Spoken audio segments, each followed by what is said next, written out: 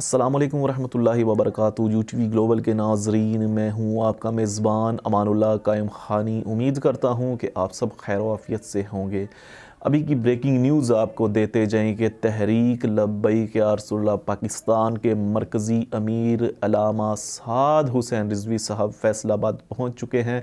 जी हाँ, हुसैन रिज़वी साहब फ़ैसलाबाद पहुँच चुके हैं और धोबी घाट में इमामुल मुनाज़रीन अल्लामा मौलाना सईद अहमद असद साहब जो हैं, जो कल पर्दा फरमा गए थे इस दुनिया से, जिन्हें इमामुल मुनाज़रीन कहा जाता है, उनके जनाजे में शिरकत के लिए अल्लामा साद हुसैन रिज़वी साहब फ़ैसलाबाद धोबी घाट ग्राउंड में जो है वो जा पहुँचे हैं और अभी कुछ देर में जो है वो सईद अहमद असद साहब जो हैं उनका जनाजा अदा कर दिया जाएगा। नाज़रीन, बात की जाए इमामुल मुनाज़रीन अल्लामा मौलाना सईद अहमद असद साहब की, तो उन्होंने हिस्ट्री बर्पा की है मुनाज़रों में। जनाब, इल्म की बात की जाए उन शख्सियत के हवाले से, तो जनाब वो अब ये टाइम आ गया था कि बग़ैर स्टडी के मुनाज़रे करते थे, और मुनाज़रा करना कोई आम बात नहीं होती।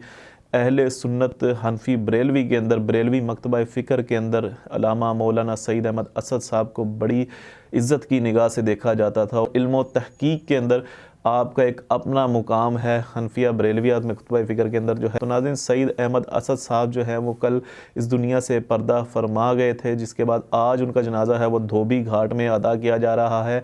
और अल्लामा मौलाना साद हुसैन रिज़वी साहब, जो कि अमीर तहरीक लब्बैक या रसूलल्लाह पाकिस्तान है, वो फ़ैसलाबाद पहुँच चुके हैं।